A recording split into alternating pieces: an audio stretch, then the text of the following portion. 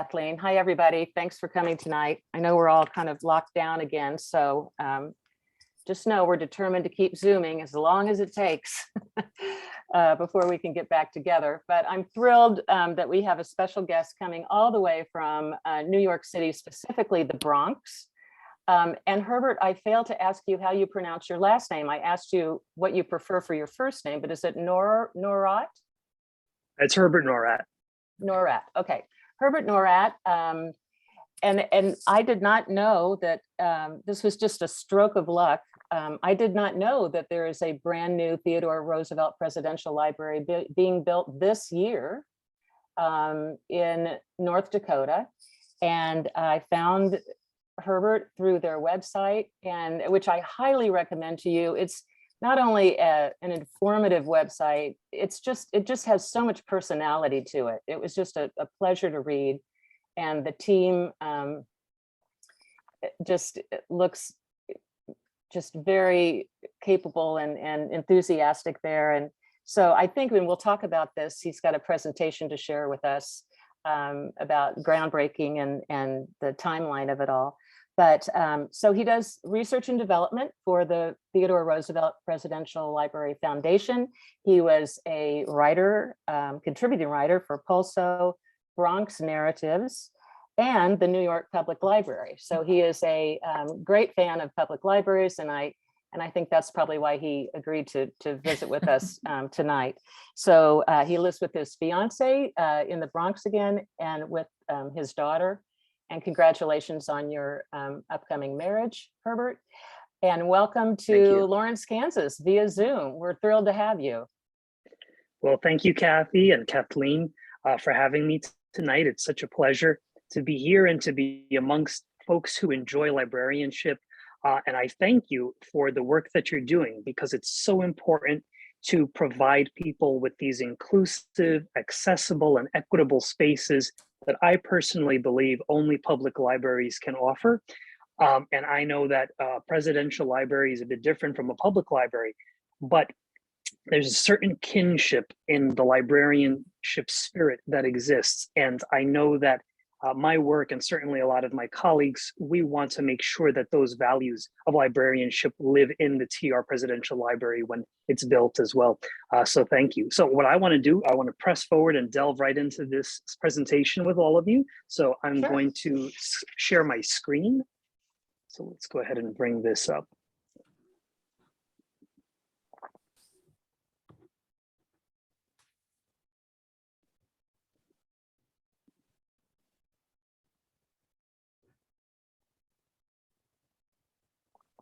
Looks good. Excellent. Okay, so thank you guys. This presentation was developed by Melcher Media. They're one of the partners that we're working with on this project. We have several contractors that are helping us with experiential design, storytelling, with the architecture. And this particular presentation was developed by Charles Melcher and the Future of Storytelling, also known as Melcher Media. And this is what we're going to dive into tonight.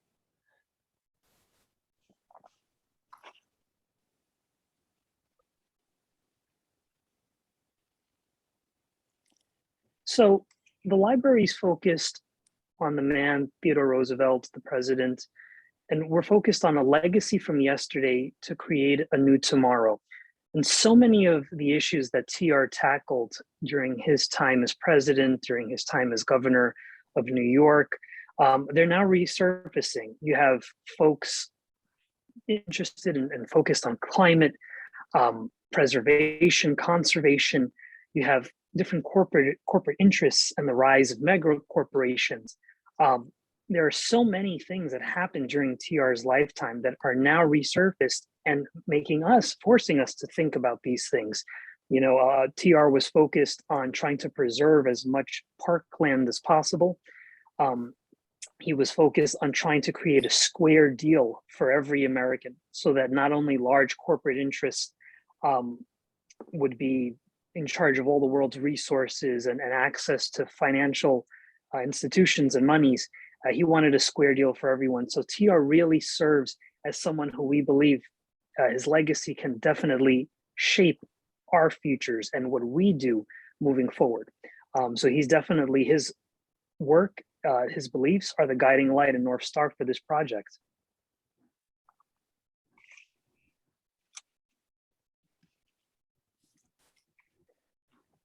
And some of TR's values, or some of the ones that we've identified as being some of the most important on this project, are to dare greatly, to think boldly, to live passionately, and to care deeply.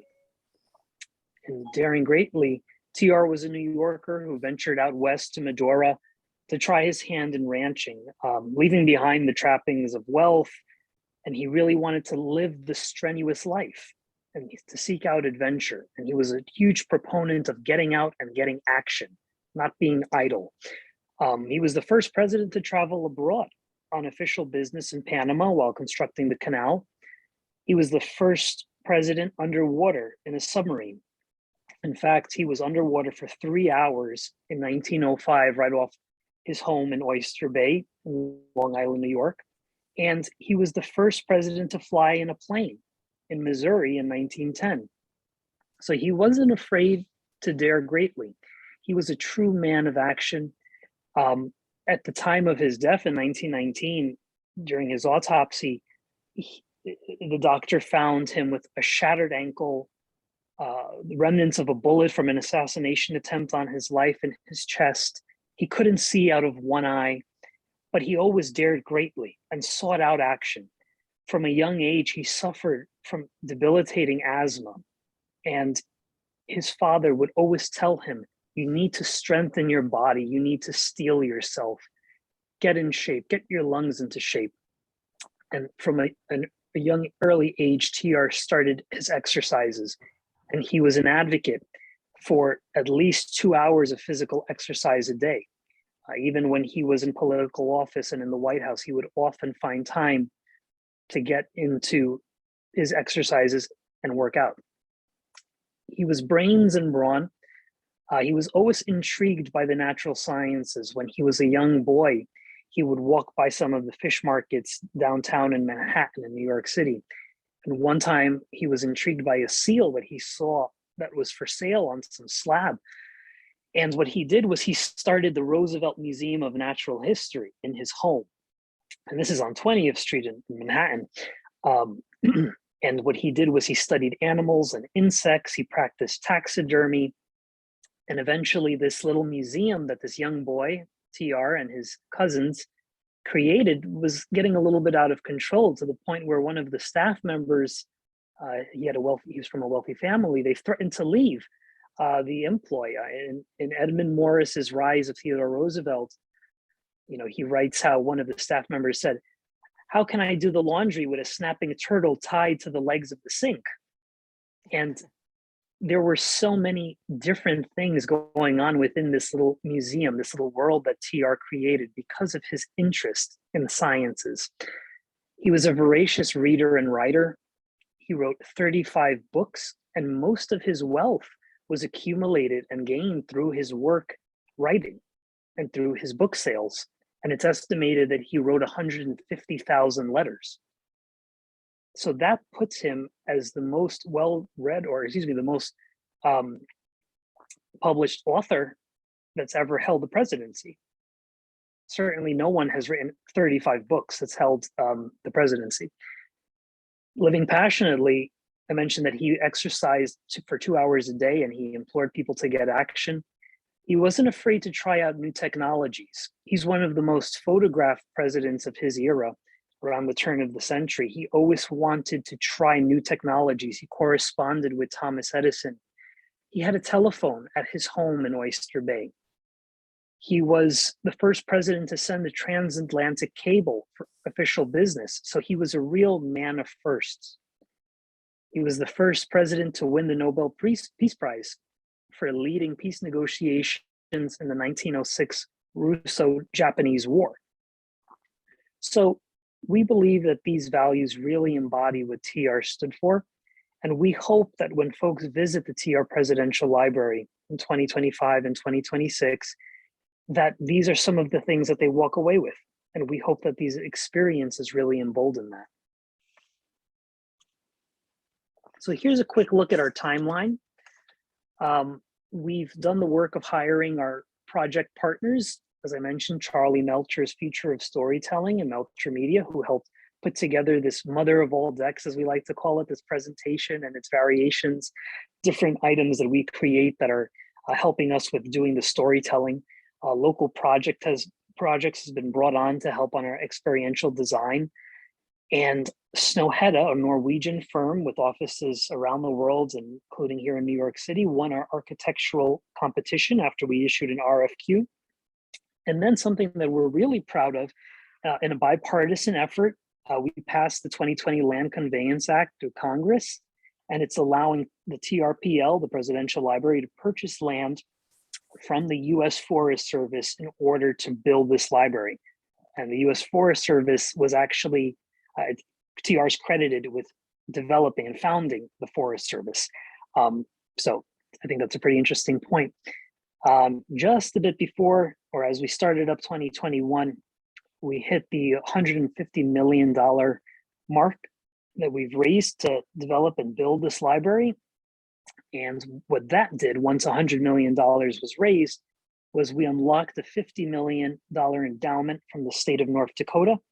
And that continues to grow. And we're continuing in this public-private partnership with the state. And we have a wonderful relationship with Governor Doug Burgum, who totally supports this project and wants to see it to its completion. Then a bit after 2023, we'll be entering, or we'll start groundbreaking. Right now we're in the schematic design phase of the project. And that's really focused on some of the planning of the different spaces.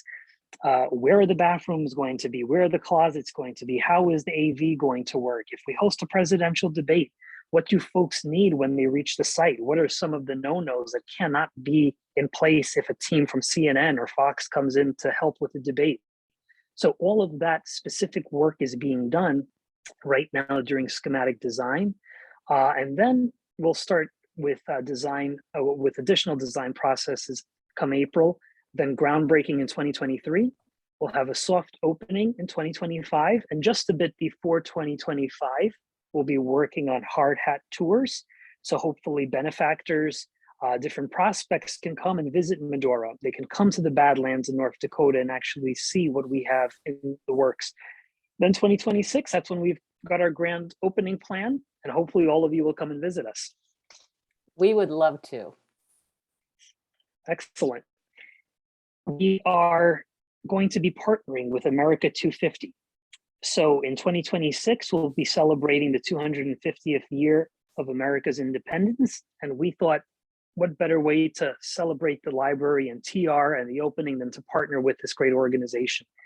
And for me, it all really comes full circle, because with America 250 celebrating the nation's founding, and with the library celebrating TR and this president who really brought America into the new century at the turn of the century in the early 1900s, to now culminate with the future and with the project and with what all of these different factors of citizenship and conservation and leadership that we've got planned aligned with America 250, we think it's a great vehicle to move this conversation forward and to celebrate together. So that's something to be on the lookout for.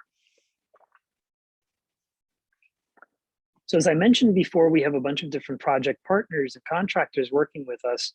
Snøhetta has been selected to work on the building architecture. And as you can see, they've worked on the National Opera and Ballet in Norway, the 9/11 Memorial Museum Pavilion here in New York City, and possibly my favorite project that they worked on, the Library of Alexandria in Egypt, and reimagining what a space like that should look like for the 21st century. And we're very happy that we chose Snøhetta because they're focused on building with the environments that they're in, not against it.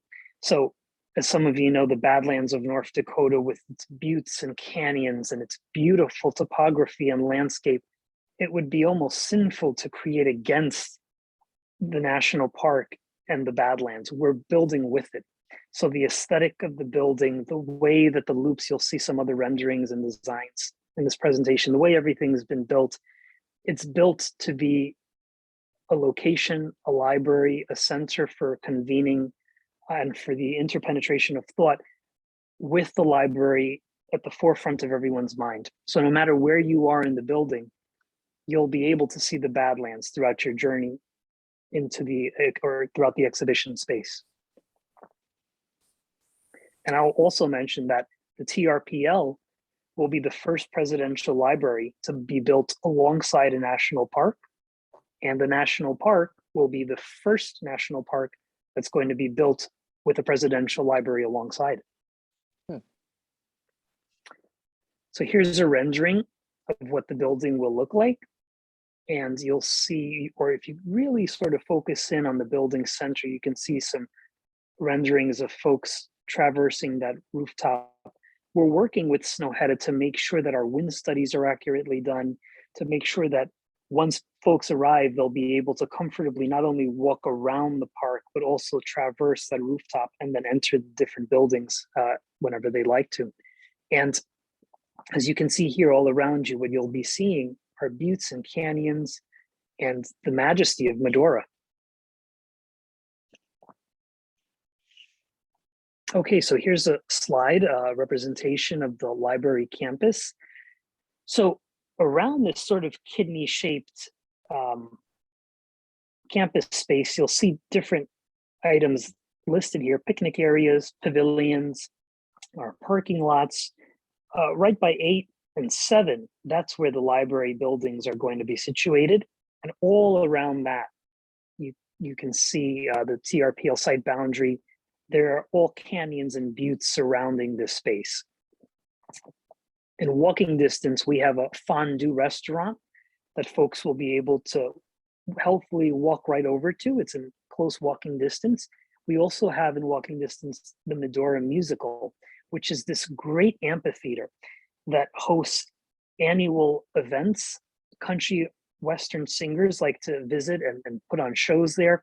We have a TR focused show in the summertime that's held at the Medora Musical at the amphitheater. So we believe that these are some great partners for us moving forward with restaurants, with the Medora Musical. And then once you're able to leave and head out in your vehicle, you have the town of Medora itself, which if you can think of Yellowstone, or if you can think of any sort of Western film, it's something that's right out of one of those movies. You literally expect Clint Eastwood to walk into one of the saloons in town. It's such a fascinating place that embodies cowboy culture and is proud of it. And they're also proud of the TR legacy, with TR actually venturing to North Dakota to become a rancher and to try his hand at cattle ranching. Just a regular guy, a dude, as they would have called him, from New York, who went out west, but he really wanted to adventure and to find himself out there. And one thing that I forgot to mention, the reason why this library is being built in North Dakota is because TR even said it himself. He wouldn't have been president if it weren't for his experiences in Dakota. At the time, it was just the Dakota Territory. There was no North and South. But he left New York. He fled New York City after tragedy struck. He lost his mother and his wife on Valentine's Day, both on the same day following the birth of his child. And heartbroken, he asked his sister to watch the child. He left. He finished his time serving, or he finished his service in the New York State Assembly, and he left out for Medora. And he didn't come back to New York until 2 or 3 years later. He needed to mend his broken heart and broken spirit. And I can't think of a better place than Medora and North Dakota and the Badlands to really find yourself and become one with nature. I was there recently in August, and I flew into Bismarck, and I drove about 2 hours west to Medora. And it's a pretty flat drive, a lot of plains. There's a certain point where everything unfolds, where the buttes and the canyons just sort of appear out of nowhere, and you instantly feel a connection to nature. And it's, in my opinion, it's undeniable how beautiful Medora is. And once we get folks out there, I think they'll agree with us.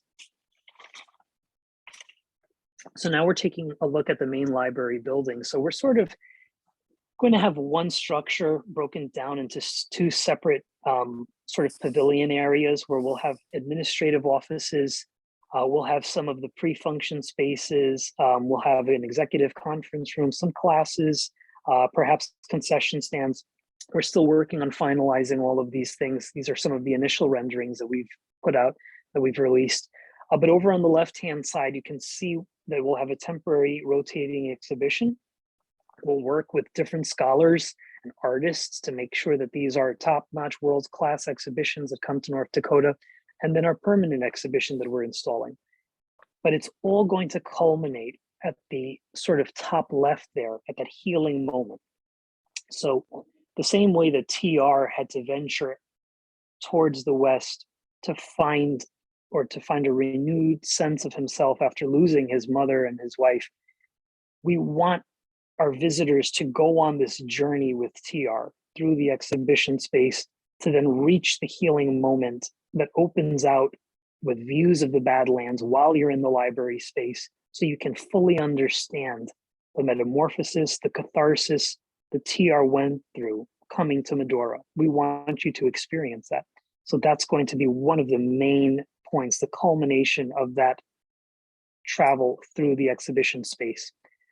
And when you exit the building, you'll be able to take some of the different loops to go on picnics, to take walks, to go and visit the Medora Musical, to visit the fondue restaurants. We want this all to be interlinked with beautiful views of the campus and of the Badlands. Herbert, we have a couple of questions that are pertinent. I think, well, one especially is pertinent to what you're saying right now. So sure. If you don't mind me interjecting, what happened to the ranch where TR spent his time in the Dakotas? There is a ranch that's still in existence there. I believe it's the Elkhorn Ranch, and I'll have to get the exact information and the facts for you. So if you leave your email address in the chat, or if Kathy, if you could send that over to me, I'll make sure to correspond. Thank you. Yeah. And we do have North Dakotan and Medorans who are actively focused on preserving the TR legacy in the Badlands and in the state of North Dakota. So there are folks who are in charge alongside the Park Service and the Forest Service, I believe, with taking care of the Elkhorn Ranch. But I will get you that information because we have a lot of dedicated folks, boots on the ground in Medora, who are working with those ranchers and with those preservationists on a one-on-one basis, or face-to-face, I should say. Okay, and then a second question. As far as you know, are there any issues so far with the indigenous people, as the Badlands are sometimes disputed territory? That's our second question. Well, it's interesting that you mentioned that. Today, our CEO, Ed O'Keefe, met with some of the indigenous tribes in North Dakota, and they had some community conversations on talking through some of the upcoming plans. We wanted to hear their concerns, and we want this to be an open and flowing and fluid dialogue, so that the same way that we're building with Medora, we want to work with our communities, and we want it to be as inclusive and equitable and accessible as possible. So we foresee a lot more of these community conversations in the near future. One of the other issues, or one of the items on the agenda for that meeting with the indigenous tribes, is the equestrian statue that is being loaned to the Theodore Roosevelt Presidential Library Foundation from the city of New York. It's currently being removed from in front of the American Museum of Natural History in Manhattan.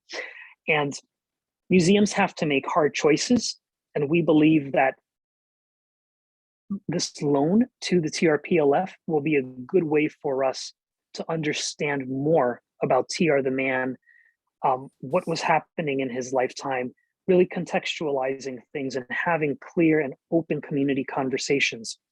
It'll give us an opportunity to not just throw a sheet over this and hide it away, but to understand it, contextualize it, and to hear from underheard voices who in the past have been marginalized and excluded from the convening table. So we hope that it'll be an opportunity for us to grow with these indigenous communities. Okay, thank you. And thanks, Sharon and Shelley, for those questions. Thank you. So another project partner, Local Projects, they're the lead on our experiential design. So they've also worked on the September 11th Museum, the Guggenheim in Bilbao, Greenwood Rising, the museum on the 1921 Tulsa Massacre. And they're focused on the power of storytelling and words. We want everyone who visits the TRPL to really feel like they're on a journey with TR as they head towards that healing moment. Their founder, Jake Barton, puts this so eloquently, the focus of their work. I have to quote him here. He says, humans have words, which is our magical superpower. It's literally what has set our species apart. It's not the opposable thumb. It's not tools, it's words. And that's the whole secret to our species. Use them very wisely. They are very powerful. And they can shatter individuals or nations, or they can keep people together and elevate individuals. And we know that TR's words, his leadership, that's what we want to convey through the experiential design. So local projects, Jake Barton, they're going to be leading that. I recommend a podcast episode. It's called The Future of Storytelling Podcast, hosted by Charles Melcher. He interviews Jake Barton. You'll be able to hear him talk more about these different projects on there. I highly recommend it. And I'll drop that in the chat after the presentation. Thank you. So here we have an in-depth zoom-in look at the exhibition space. So TR was involved in so many things throughout his life. If you want to talk about an eclectic, adventurous man, TR really set the example for being a wilderness warrior, an adventurer, a statesman, a scholar, a thinker, and a writer. From working on his cattle ranch to being the president of the United States, to working on expeditions in Africa for the American Museum of Natural History, an author. He went into the Amazon to work on expeditions and research. This is post-presidency when he's tried to run for a third term on the Bull Moose Party, the progressive platform. He did it all. He was governor of the state of New York. He was a statesman. He was a leader. And there are going to be so many moments throughout this exhibit where we hope you not only learn, come away with these lessons of daring greatly, living passionately, caring deeply, but also having fun. We want this to be a place that kids drag their parents to venture through. So we anticipate that there are going to be so many of these learning moments where children who are interested in learning about TR's time in the Amazon or on African safari, in the presidency, in the Oval Office, at the White House, or charging up Kettle Hill alongside the Rough Riders. We want these to be fun experiences for kids and their families. But we also want to maintain the presidential stature of the library and the building, the space itself. So there's a fine balance that we're working to manage and striving to achieve. And our programming, we're going to be focusing on a digital historical archive. We want that to live not only in different spaces throughout the library, but also online via our website and perhaps additional platforms. We want our space to be open and accessible for convenings for the folks in Medora. There are about 500 people who live in Medora year round, and we want to make sure that this space is always accessible to them. We want to foster and build on outdoor programs. We want to work with different organizations that really embody and push forward the conservation spirit that TR was all about. We're going to be working on a content studio, so that can mean podcasts, shows, films, documentaries, audio mediums. We're working with some different studios to try to find out what's the best way to roll out this content for a very diverse readership, viewership, and TED heads around the country. And finally, our education programs are going to be focused on fellowship programs, scholarship programs. We're really excited about our TR scholars that we hope to unveil and roll out soon. And there are still conversations going on with different potential benefactors for funding these programs. So stay tuned because there's a lot more coming very shortly. But we need your support, and we hope that you'll throw your hat in the ring, join us in the arena, and follow us online. I hope that you'll subscribe to our newsletter at trlibrary.com, and I'll be sure to send my email out via chat, so you can always feel free to correspond with me and send over any questions. I love to brainstorm, and I love to talk to folks who are interested in library, so it would be a pleasure and an honor to correspond with you. So I am going to stop sharing my screen now, Kathy. Thank you. Yeah, that's a great presentation. And these people you're looking at here are very enthusiastic library fans. So they have a wealth of knowledge. And we already have a book recommendation from Kay. She says a historical account of TR trip on the Amazon is found in Candace Millard's Theodore Roosevelt's Darkest Journey, The River of Doubt. So there's a book recommendation for you. I have another question, and this was on my list as well.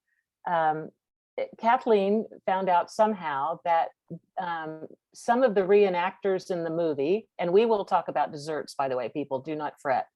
But some of the reenactors in the movie were actually descendants of TR. And so we wonder, what kind of involvement does the family have? How are they involved? To what extent have you met any of them? Because I would imagine there's quite a few of them, I'm guessing. Absolutely. With that big family. Certainly. So Theodore Roosevelt V is very involved with our project. His wife, Serena Roosevelt, is actually on our board of trustees, and she serves as the governance committee chair. So she's extremely involved with the project. TR5, as we call him, is eager to see this building and this presidential library come to fruition soon. And we're proactively working together to ensure that the right sort of folks and contacts are being introduced to this project, and to really honor TR's legacy, to make sure that we're doing him justice. So we're always looking towards family input, feedback, and making sure that we're doing this project justice. Additionally, Kermit Roosevelt sits on the board of trustees. He's a lawyer at UPenn.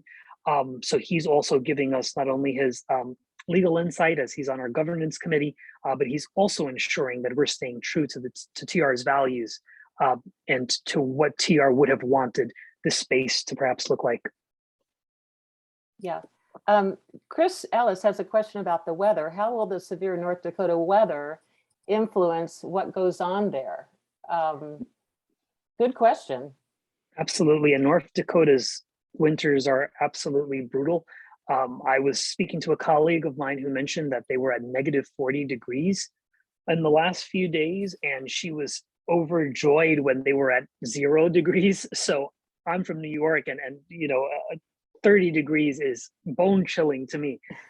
So we envision this being a space that's primarily used in the summertime, but we also are still exploring with our design and construction team how the space can be equitably used during some of those colder months. But the town of Medora, the musical, the different venues in town, the different art spaces, businesses, they see most of their traffic during the summertime. And we hope that that's when we see a bulk of the traffic coming through to visit this sort of national park triangle, which would be Yellowstone, the TR National Park, and my goodness, I'm having a brain fart here. Our monument with all of our illustrious presidents. Anybody, what's that monument with all the faces of our presidents? Oh, Mount Rushmore. Mount Rushmore. Mount Rushmore, my goodness. Must be wondering, what's this guy doing working on this sort of a project? No, don't worry, it happens all the time. Pardon me. So we hope that this sort of national park triangle, and the same folks who are part of the National Park Service, who are eager to visit some of these different spaces, will come and visit us during some of these warmer months.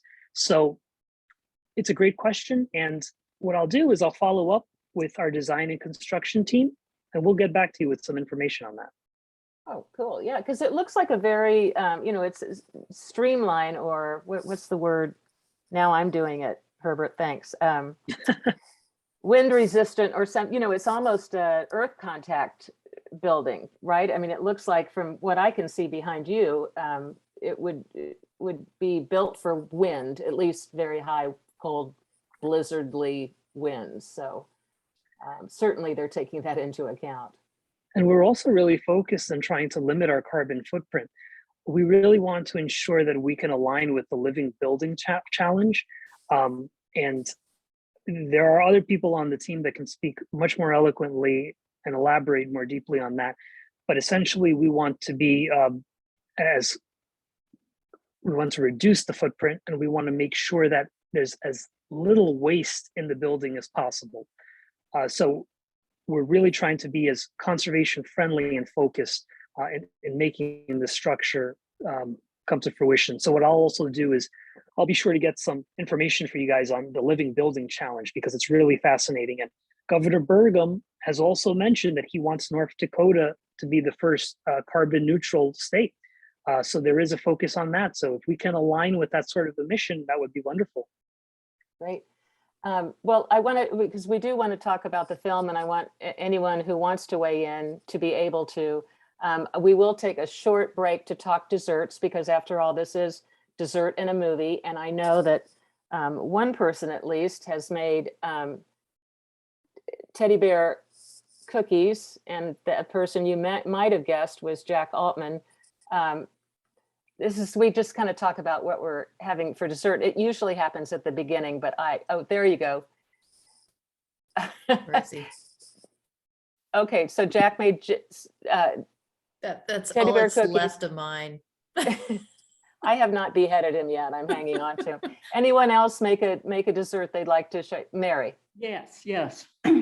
First, I thought about going to Muncher's and getting bear claws. But no. And then I thought about the Teddy Grahams, but I don't like those. And I looked up online, and there were recipes for Teddy Roosevelt's birthday cake and for a cake that his wife made for one of the conferences. His birthday cake was a chocolate cake with a cup of coffee in it. And the other cake was a candied ginger cake. And I was too lazy to do those, but they looked good. So I made cowboy cookies.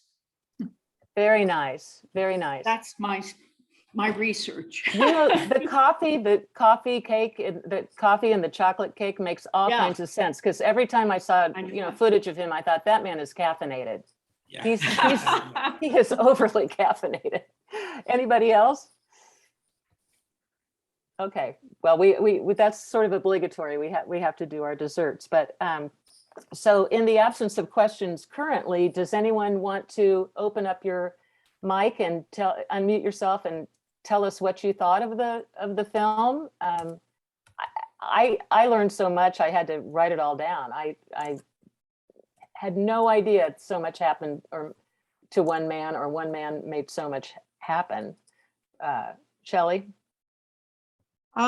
I was wondering if anyone noted who the narrator was, because I kept thinking it was George C. Scott. It's George C. Scott. Yeah. It was him. Okay. Yeah. It was George C. Scott. I missed the credits, and I'm like, didn't find out who it was. Thank you. Yeah, sure. I want to go back to that submarine dive. I mean, can you imagine that happening today? Like, the guy decides to go down, and Herbert, feel free to weigh in on this. Or we're not done with you yet, but the guy decides to go down in a submarine, and he's gone for 3 hours, and the Secret Service doesn't know. I mean, that's amazing to me that happened, as a lot of things were amazing to me. But TR was fearless, Kathy. He, when he was shot, when the assassination attempt was made on his life, he made his speech. They say it was a 90-minute speech. And he told the audience, it was reported that he said, I could give a hoot or a tap, or I'm sorry, I forgot the word, but I could care less about being shot. And he went forward and gave his speech when he realized, that it wasn't life-threatening, and that he wasn't coughing up blood. He actually checked to ensure that his lungs weren't punctured. He was a fearless man. And whenever I'm feeling a little bit down and out, I think to myself, boy, what TR would have told me now is get up and go get action. And he lived by that every day of his life.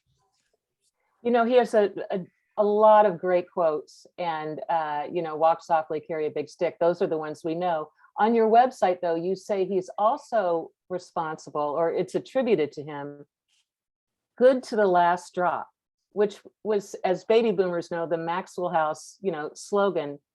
In what context did Teddy Roosevelt say good to the last drop? Do you know?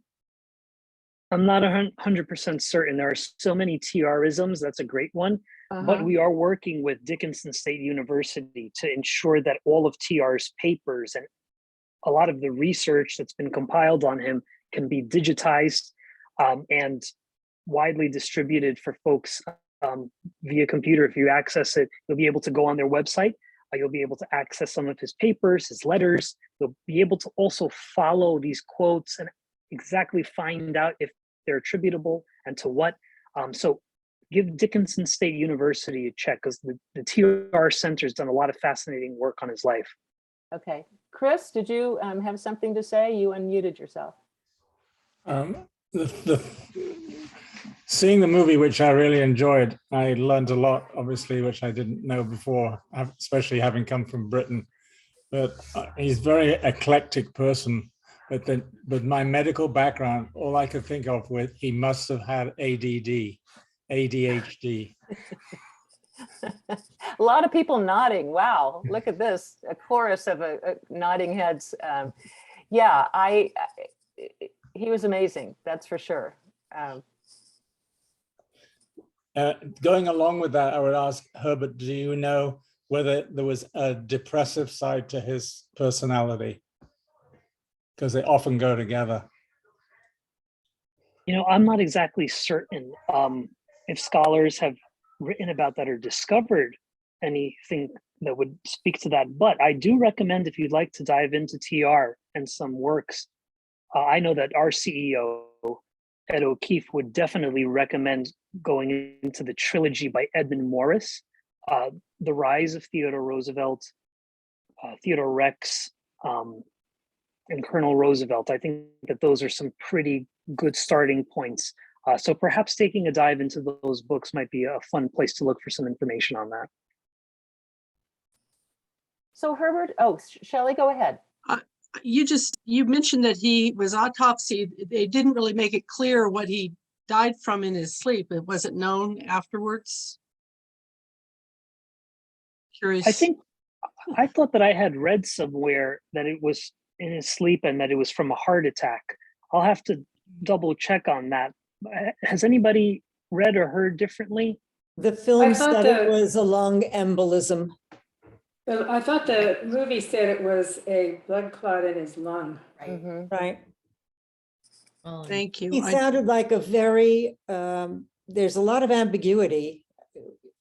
I'm sure that the library justifiably will present a very heroic vision, but there's a lot of ambiguity even in the film when they say, you know, for a conservationist, he brought back so many wonderful things to the Smithsonian, but he also, I always wondered why he slaughtered quite so many animals and was such a vigorous big game hunter, and that he was a peaceful man, but as he said so poignantly, saying to his sons, basically, be a man and join the war, and then loses Quentin. It was tragic. There seems to be a lot more subtlety to his character and a lot of different sides. For a family man, he takes off very abruptly and absences himself for 3 months. She has 5 children in 10 years. She has a kid every 2 years, and must have been very relieved when he went off to I wondered about that. Another adventure. So I mean, there's a lot more edges, and I think he's a provocative individual. Rather than limiting the power of the monopolies, he said, just smash them. There's a lot of black and white, and he's a very interesting character. I was very pleased I was familiar with his life because I was hauled off to Oyster Bay, to Sagamore Hill, early in my courtship with my husband, and was very impressed by all the animal heads that surrounded me. But his history is so astonishing. And I also think he's compensating all the time. That hypermasculinity, I always kind of wonder about. Yeah, well, it was a different time, wasn't it? And, Sure but yeah, was. I love the scenes with his children. I love the photographs with his children. He looked like just the Oh, he greatest looked like dad he was- ever. And then he would, go off and leave them for, He was a couple of kid himself, years. they keep saying, that he was a boy adventurer. hmm Mhm. Yeah. I've and then also spoken. Oh, sorry, Kathy. no, go ahead. I've spoken to some TED heads who've also mentioned that, he was a big hunter and he was into taxidermy. But at the time, I've heard that that was a sort of science where there was scientific value in preserving some of these different specimens. I mean, and even when he was a child with the Roosevelt Museum, there was something studious to this work that he was engaged in. Yes, he was hunting, but I could certainly understand how TR would have viewed this as being helpful to the scientific community. And Right, then he- to your, yeah, I'm Right, sorry. contributed so much to the Smithsonian Yeah. collection. I actually have a question that I'll credit Jack Aldman with, because we had a little conversation in the library lobby today. But Jack had mentioned that not all the presidential libraries are accredited by the archives. And so is this one planning to be like an official, like presidential library that the National Archives will then, give it their seal of approval for? Yep, we're working on that. Okay. We've got all of our contacts in line, but we're focused on fundraising and development at the moment. So we're just making sure that that gets done first and that the building gets built, that relations with North Dakota and the state are, massaged and smooth. But that's definitely in order. It's a long road. Since but I impressive. brought that up today, I'll go along with what Herbert said. Their job is to authenticate, thank you, the exhibits. So any piece of paper that said was written between him and the Department of Commerce, they have to check with him, with, the Department of Commerce and that kind of stuff. So until they're at the actual exhibit stage, that wouldn't be done. So, but the fact that it's a plan will be great. It'll make it, depending on which opens first, I guess, either number 15 or 16, I guess. So we're looking forward to it. We've seen the 14 other ones, so we'll be there. Shelley? With all those, I with all think- those, Oh, go ahead. sorry. I think, I don't know, somebody else was kind of referring to this in a way. He's controversial. His legacy of his work as a president and as a politician. I mean, he certainly did some marvelous things like establishing the national parks. That's just unbelievable.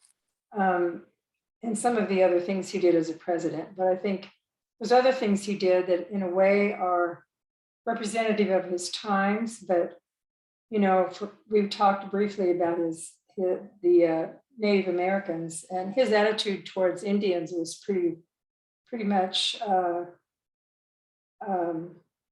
one of they should be assimilated and they should not keep their heritage. And I think it's okay to bring those things out, even in a library, and just to say this is what he did, and this is what we can do that's better. We've improved from that time.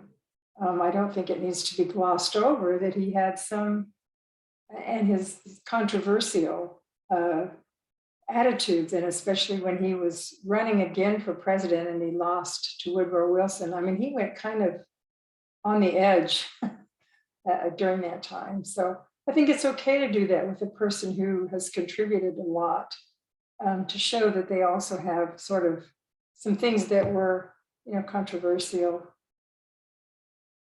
Yeah, and I don't want to step on your point, Kay, but I did want to bring up that I researched, because I think Shelley had brought up at coffee one day that the presidential library is a relatively new concept. So I was interested in what the first presidential library, when it was built and who for, and it was FDR, it was Franklin Delano Roosevelt in 1941. I found that was fascinating, and I was surprised to know there were only 14 so far. Yeah, Shelley.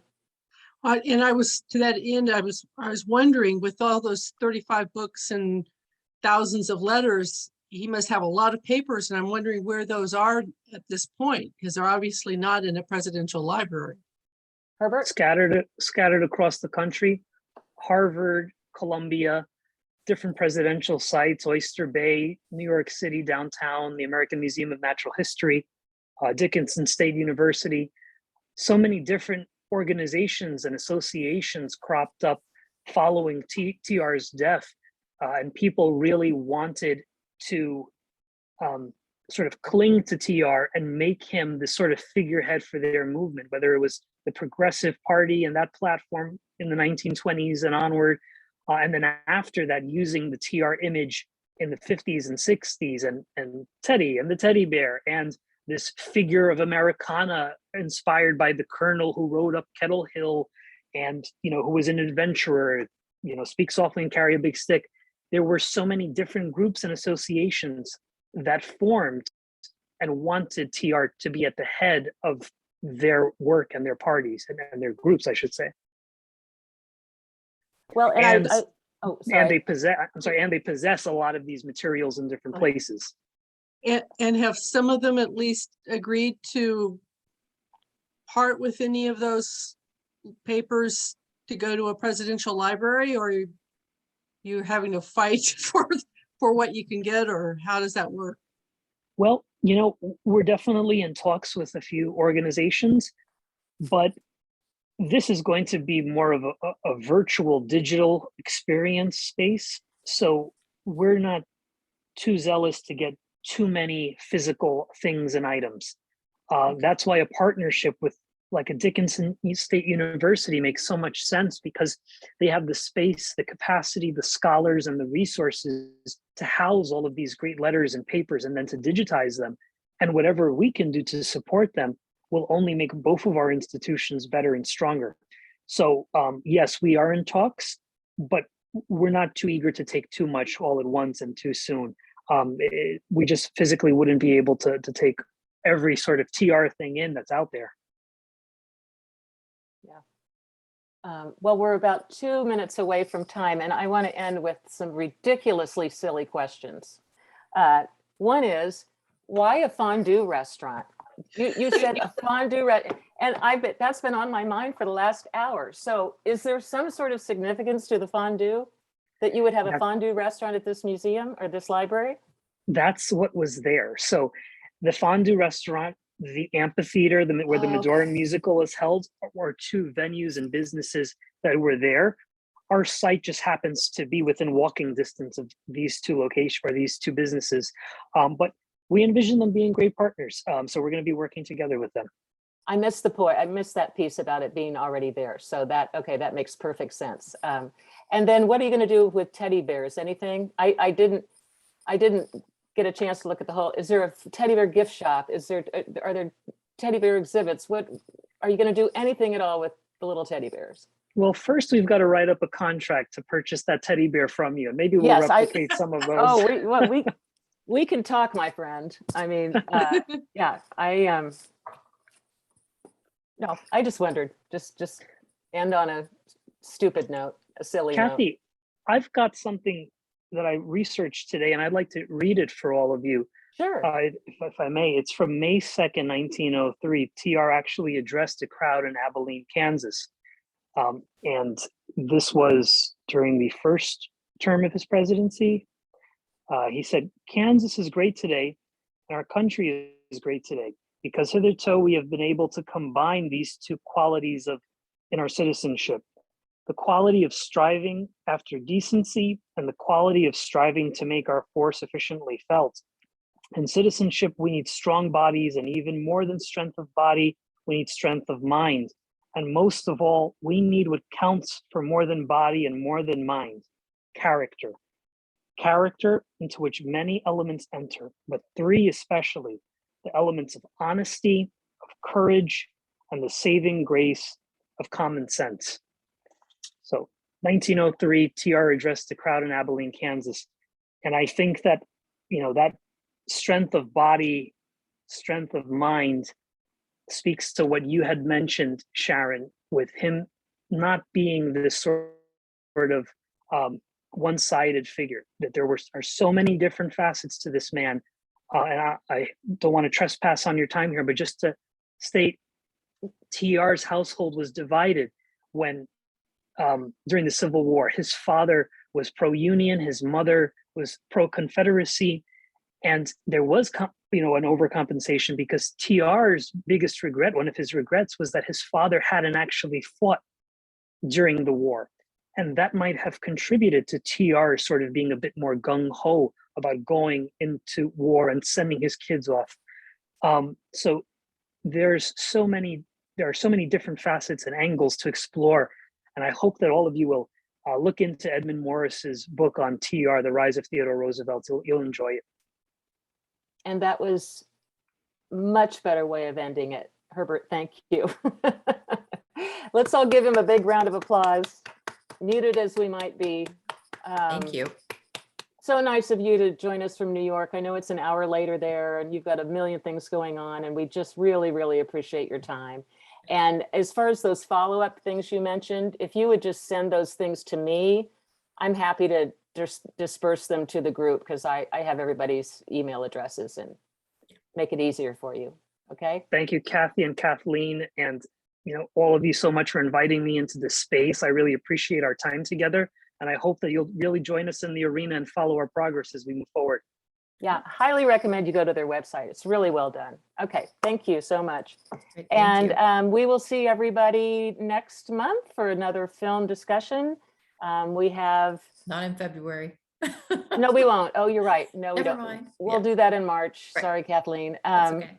And we'll do our wine tasting next Thursday night. And I believe we have bingo on Tuesday. So we'll see you next week. Okay. Have a lovely evening, what's left of it.